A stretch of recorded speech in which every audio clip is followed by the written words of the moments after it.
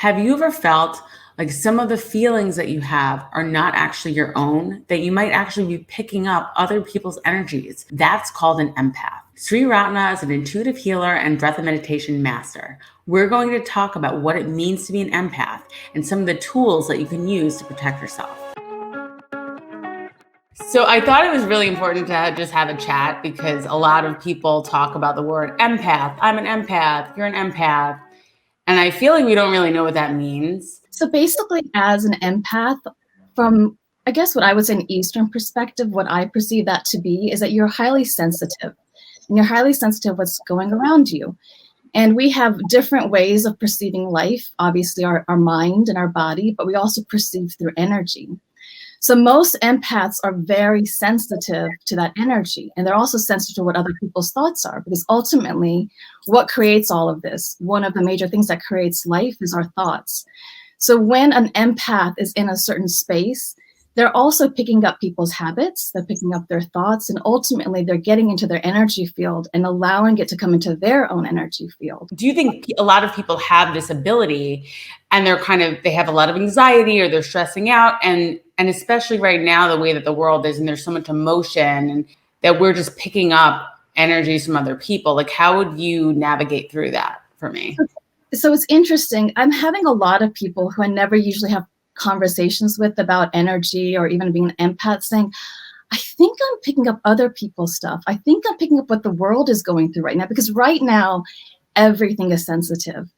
And it's easy to say, well, I can feel love, I can feel happiness, because those are things that make you feel good. But the moment you start to feel sadness, depression, I've even had people come to me saying they have suicidal thoughts, but everything in my life is fine. So what is that? And ultimately, I think what's happening is that as we're evolving, as more and more people are doing practices that make them more sensitive generally in life, whether it's yoga or the way that we're eating, we're also getting heightened. So it's very possible people have been born this way. And the way the energies of the world are right now, we're also evolving. And this is a good thing. It's good to be sensitive, and it's good to understand what other people are feeling. Now, the question is, well, how do you handle that so it doesn't affect you? And that's ultimately what we're talking about, is it's okay to be an empath. It's okay to be sensitive. In fact, to me, that's a natural human thing. We've gotten away from it. But how do we now really not allow it to affect us and our emotions and our energy system? But how do you know if you're feeling other things aside from your own stresses and feelings? Like, what would be a list of things to look out for? We all have a level of awareness about ourselves, about our body and our mind. If we haven't reached that level of awareness of self, then there are certain techniques that we can do to be a little bit more aware. Let's say you don't have that yet. So what does that really mean? So let's say you're talking to someone, or nowadays, even if you just go to the grocery store, coming home, a person can feel really drained because we're picking up on what's happening right now in the world. So one of the markers we can look at is, how much of this is me? How am I drained? Where was I when I started my day? Who have I been talking to? And what was happening in that moment? And typically, in a moment, if you're, again, conscious and aware, you can see your thought change. You can see your own energy change. You can see your own feelings change. And really, it's about being aware of yourself before you get into those moments. One of the things that I do, and I really try to practice this every day, is I picture myself in like a cocoon of my own energy. Mm-hmm. And I wake up in the morning and I do this practice every morning where I'm like just dipping light through me, connecting myself to the earth, and then making a blue. I really love the color turquoise. So I just like wrap myself in like a turquoise cocoon. And that's how I protect myself. And I do it every day. But I still feel tired. So I don't know, am I doing that right? What would you suggest for somebody looking for tools and how to protect their own energy? So it's interesting, off topic on that a little bit. I kept seeing turquoise yesterday when I was trying to connect with your energy. I knew I saw blue, and I was like, I know that the blue is for her Vishuddhi chakra, and she needs to get stuff out there and be creative. But I was like, why am I seeing turquoise? And I guess, so it's working, is my point, is that what you're doing is actually working to protect you.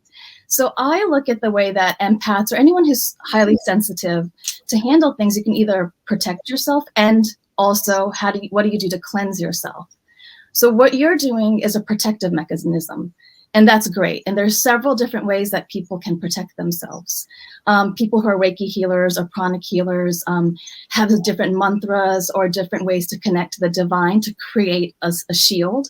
What you're doing is something, is another technique. We also can zip up our energy before we go out. In my process, what I've come across is sometimes I can be around someone's energy and I don't feel good. Like I start to feel nauseous. And I'm like, well, why am I all of a sudden feeling nauseous?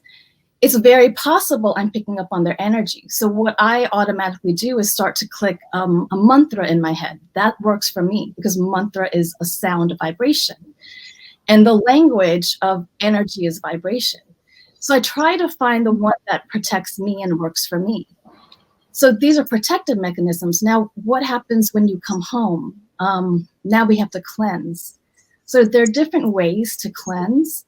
So we're protecting, but it doesn't mean that something's not going to come in. It's the same thing if you're in your house, you might close a screen door, but there's going to be dust particles that come in. So think of it in that perspective. There's going to be certain things that are coming in, and we just want to protect that and then cleanse it. Gaia, I think. I mean, I do get it, but so you're saying that we should create this kind of shield, whatever mechanism works for that actual person. It could be, zipping up your energy, a cocoon of energy, whatever it is, whatever your practice is, or whatever your new practice is, because maybe we'll just teach you how to do that. Mm-hmm. But then you have to go and cleanse, because I have never cleansed my energy really. So then you have to go at the end of your day and kind of cleanse that energy as well. So there's different ways to cleanse. So as I'm going through my learning process of when I'm going out there and protecting, I could be cleansing at the same time, again, with certain techniques that I'm doing within myself. Over time, as we learn cleansing techniques, meditation is a cleansing technique. Kriya, certain ways of doing breathing is a good way to cleanse. Eventually, that actually becomes part of your system. So it becomes kind of a routine, and then your energy system gets strengthened. So we do the cleansing as you start to develop different techniques and different ways of strengthening yourself to the point where at times you probably are not going to have to do these methods. It actually, your energy systems become strong enough to now be in environments where you're empathetic, but it's not penetrating your energy system. And that's what we want to work on, especially for empaths, because there's that heightened sensitivity. And does that really work right away? Like, is that enough protection? So my process has been that it has taken me time to develop my energy system in a way where I feel strong. Again, there's different tools. You can wear certain kinds of beads that are from the Himalayas. And then when you come back home, you can do certain breathing exercises. It does take time, but really, it's like anything else. It's like an extra muscle. Like if you're working out for 14 days and you're strengthening yourself. So it's the same thing. Doing this techniques every day is just strengthening yourself. So in 30, 40 days, your entire energy system could be strong enough. But again, it's also your mind. So what are we doing in our mind as well as what's happening in our energy systems? If you like this video, remember to subscribe for updates. There'll be more interviews coming soon. Also, check out thethetawave.com for more info.